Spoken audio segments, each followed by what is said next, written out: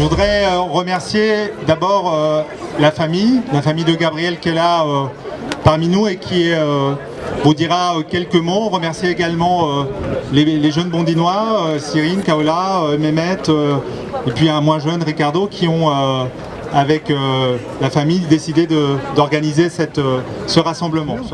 Un rassemblement d'abord pour dire notre solidarité avec Gabriel, avec sa famille.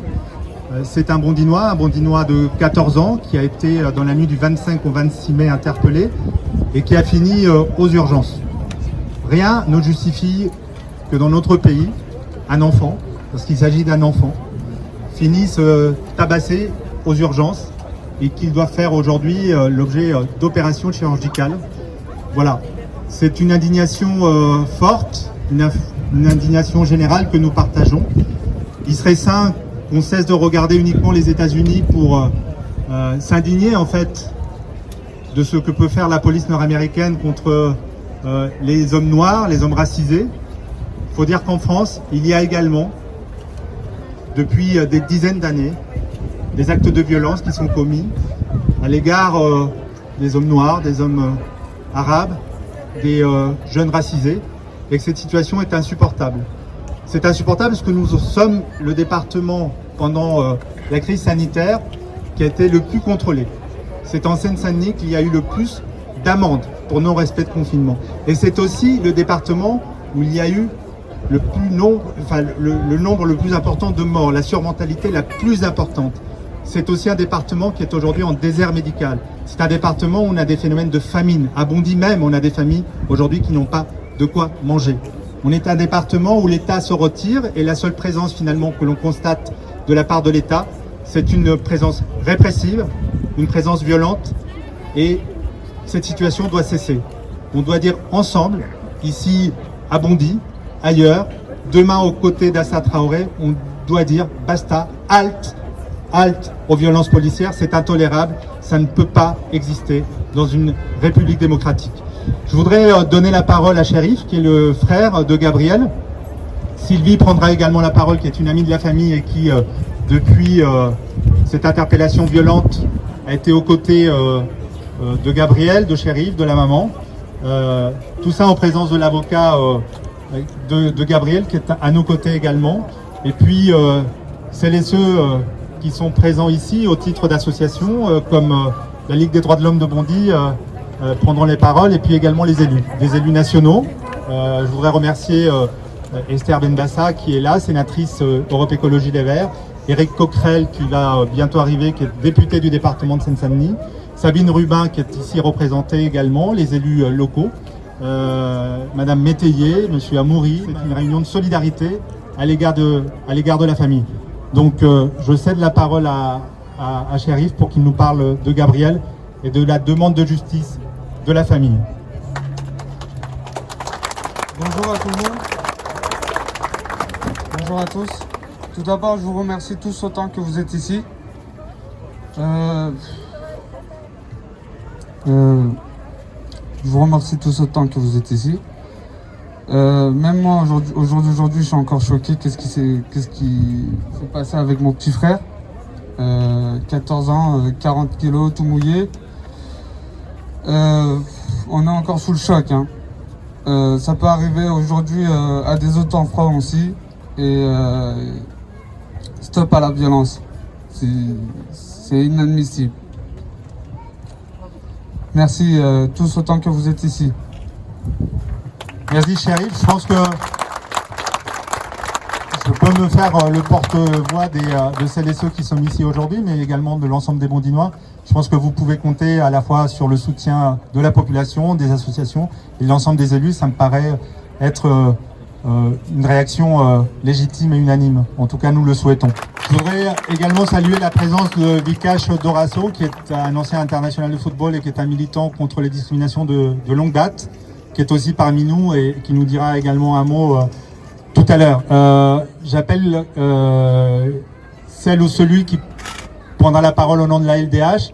La LDH, c'est la Ligue des droits de l'homme, une association bondinoise qui est attentive aux libertés fondamentales et qui depuis de longues années dénonce ces dérives, d'abord les contrôles aux faciès, les violences policières, le recul progressif de l'état de droit et de nos libertés, le fait que l'espace public ne permet pas à tout le monde de bénéficier des mêmes protections et des mêmes libertés. Merci d'être là. Merci Sergio. Écoute, tu as fait presque l'intervention que je devais faire à ma place. Jean-Michel Delarbre, donc le président de la section locale de la Ligue des droits de l'homme. Donc la première des choses que je voudrais dire, c'est que nous apportons évidemment notre soutien, toute notre sympathie et notre solidarité à la famille de Gabriel, à Gabriel lui-même. Comme tu l'as dit, je crois, au début, rien ne peut justifier un tel comportement, une telle violence vis-à-vis d'un jeune. Mais j'aurais envie d'ajouter, rien ne justifie une telle violence, un tel comportement, de telles pratiques vis-à-vis de toute personne, quelle qu'elle soit, de tout citoyen qui a la possibilité de voir respecter les procédures, respecter les règles qui sont celles de l'état de droit, et que les policiers devraient être les premiers à faire respecter dans leur travail de gardien de la paix. J'ose à peine employer ce terme, passé de mode, mais même de maintien de l'ordre. Or, nous avons pu constater depuis des années que au sein des forces de police, un certain nombre d'individus se tiennent aux marges de la loi, voire hors la loi, et ce sont les coupables de pratiques violentes, racistes pour certaines, violentes pour d'autres, quelquefois les deux en même temps, et nous l'avons vécu à l'île Saint-Denis il y a très peu de temps, et nous l'avons dénoncé. Donc c'est ce que je n'appellerais pas non plus des bavures, parce qu'une bavure c'est peut-être quelque chose d'exceptionnel. Or, les faits s'accumulent de telle manière que nous ne sommes plus devant les exceptions. Nous sommes devant quelque chose qui constitue la règle, le quotidien d'un certain nombre de policiers. Et donc ça devient, ces pratiques policières violentes et racistes deviennent systémiques, et il faut absolument lutter contre ces pratiques. C'est pour ça que la Ligue des droits de l'homme, indépendamment de l'action générale qu'elle mène sur la défense des droits et libertés, et elle a été particulièrement à l'œuvre dans la période difficile qu'on vient de traverser, la Ligue des droits de l'homme a mis en place un peu partout, à Paris, mais aussi sur la Seine-Saint-Denis, un observatoire des pratiques policières, qui est d'ailleurs présent aujourd'hui par des camarades qui sont là en tant qu'observateurs, sans prendre parti, mais simplement pour faire ce qu'ils font dans toutes les manifestations.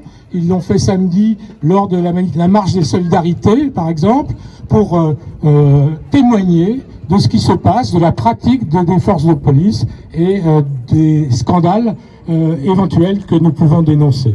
Voilà, donc nous serons évidemment aux côtés de la famille de Gabriel, et nous continuerons notre action pour faire cesser ces pratiques, ces violences et ce racisme systémique dans la police et dans les forces de l'État. Merci à vous. Je me souviens qu'en 2017, quand la France Insoumise est arrivée à l'Assemblée nationale, avait repris ce principe-là, du fait qu'on constatait qu'en France, quand on est noir, quand on est arabe, quand on est racisé, on fait l'objet de contrôles de police bien plus fréquents que quand on est blanc.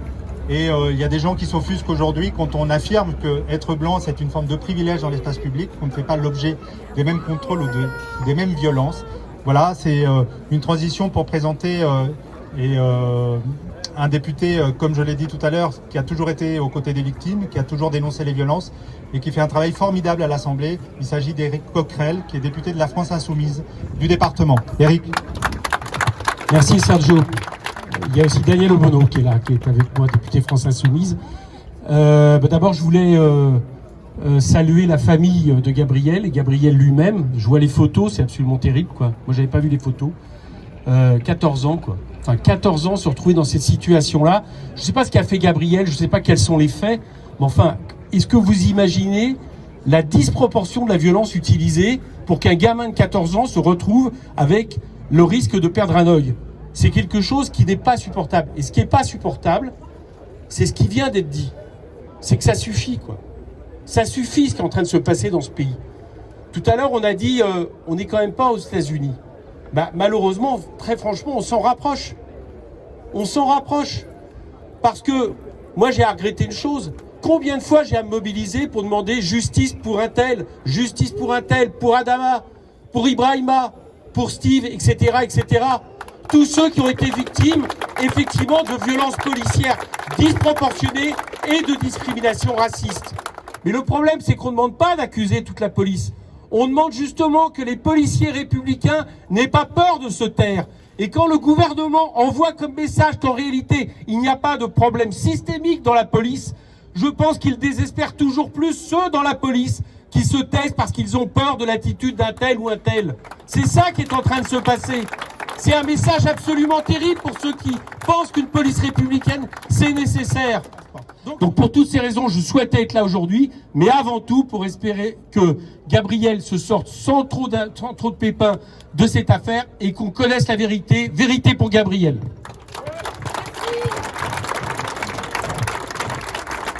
Voilà, donc Sabrina Métayer, élue à Bondy également. Merci. Alors, je me suis noté quelques mots parce que je voulais pas me laisser prendre par l'émotion, parce que de l'émotion, il y en a eu pour nous tous depuis ce qui est arrivé à Gabriel. Parce que je suis pas là qu'en tant qu'élue aussi, je suis là en tant que maman d'un jeune garçon de 14 ans, un jeune garçon métis qui porte un nom de famille algérien, qui a été à l'école avec Gabriel, il était dans la même classe en CM2 je crois, de mémoire, et donc ça aurait pu être lui, et qu'il m'a été impossible de ne pas y penser. Voilà. Donc je suis là aujourd'hui parce que voilà, ces violences policières, elles sont bien réelles, qu'elles ne peuvent pas devenir une norme, ça a été dit tout à l'heure, qu'aujourd'hui on ne peut plus prendre les citoyens comme des serpillères en fonction de leur nationalité, de leur couleur de peau, de leur religion ou que sais-je, mais parce qu'il faut les respecter dans leur personne. Et aujourd'hui je voudrais qu'il y ait justice pour Gabriel, mais une vraie justice. Une justice comme il pourrait y avoir pour n'importe quel citoyen, qu'il soit riche, blanc, célèbre, fils de... Voilà, la justice pour Gabriel, la même justice pour tous.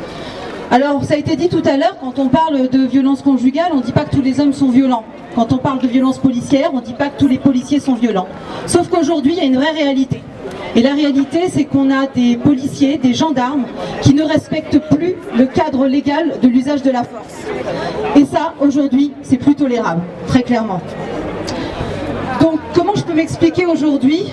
D'abord, je ne vais pas avoir la prétention d'imaginer 2 secondes ce que peut ressentir la maman de Gabriel ou sa famille en termes de douleur. C'est pour moi juste inimaginable. Donc, comptez pas sur moi, ni même ce que peut sentir Gabriel dans ce qu'il a vécu et dans ce qu'il est encore en train de traverser aujourd'hui. Et j'arrive pas non plus à m'expliquer comment moi, aujourd'hui, avec mes enfants, mon fils de 14 ans, mes filles de 19, je leur explique quand ils sortent de faire attention, que s'ils voient la police, qu'ils ne traînent pas trop dans les parages, que ce serait bien qu'ils rentrent. Ça c'est pas normal et c'est juste pas logique. Aujourd'hui, normalement mes enfants, ils devraient pouvoir se sentir en sécurité quand il y a les flics autour d'eux. Et c'est absolument pas le cas. Et les autorités ont une vraie responsabilité quant à l'état d'esprit dans lequel elles mettent ces policiers sur le terrain, par rapport à la formation qu'elles leur donnent. Alors je nie pas les conditions de travail, on connaît aussi nos territoires, on sait que ça peut être compliqué parfois, mais ça ne justifie en rien de tels actes. Personne, quels que soient les actes qui ont été commis, peu importe, personne ne mérite de ressortir mutilé, avec un œil en moins, une main en moins, peu importe. C'est impossible que ça puisse aujourd'hui arriver en France en 2020. C'est juste inconcevable, très clairement aussi. Et je crois que personne ici, vous ne pouvez imaginer votre fils de 14 ans. Vous ne pouvez pas, même, je ne vous parle pas de votre mari, de votre père, peu importe, de votre voisin qui mesure peut-être 1m92, 90 kg, et quand bien même ce serait le cas, personne ne peut imaginer, quelle que soit la bêtise commise, que son enfant ressorte dans un tel état. C'est inimaginable, encore une fois. Inadmissible. Alors on peut écrire au fronton de toutes nos institutions liberté, égalité, fraternité. Moi je dis où est-ce qu'elles étaient, la liberté, l'égalité, la fraternité à ce moment-là, pour Gabriel, pour Adama et pour tant d'autres? Où est-ce que c'était? Et j'aimerais tellement qu'on puisse y rajouter amour et bienveillance parfois. Alors aujourd'hui, voilà, moi je ne veux plus avoir peur pour mes enfants quand ils sortent. Je ne veux plus vivre dans une société où certains usent et abusent de leur pouvoir, où certains se pensent supérieurs à d'autres, juste parce qu'ils ont une bonne paire de bottes, un flingue et un gilet pare-balles, et qu'ils peuvent tout se permettre. Je veux juste que mes enfants se sentent en sécurité, ne voient pas que les policiers comme un risque, mais comme une aide potentielle si eux-mêmes sont en difficulté. Je veux que ceux qui doivent prendre leurs responsabilités les prennent, et je veux une justice pour Gabriel. Merci. et je vois beaucoup d'artistes, d'intellectuels, de sportifs liker ce qui se passe aux États-Unis alors que ça arrive ici en France. Alors c'est difficile pour eux peut-être parce qu'ils sont en activité, mais ceux qui ne le sont plus, ils peuvent le faire aujourd'hui. Ils n'ont plus un business à défendre et on a besoin d'eux. Le football par exemple, c'est quand même un endroit où il y a pratiquement plus de la moitié des joueurs qui viennent des quartiers populaires, des banlieues, et on attend leur réaction. Et hier Marcus Thuram a posé un genou à terre. Je sais qu'Mbappé a pris la parole pour les violences policières aux États-Unis. J'ai vu un tweet assez malin qui disait oui, c'est plutôt sexy à l'extérieur et on a du mal à le faire ici alors qu'il nous arrive la même chose. Donc voilà, je suis ici pour soutenir, je vais continuer, je serai demain à ça et puis avec vous pour d'autres combats et quand vous aurez besoin. Merci beaucoup Nikash.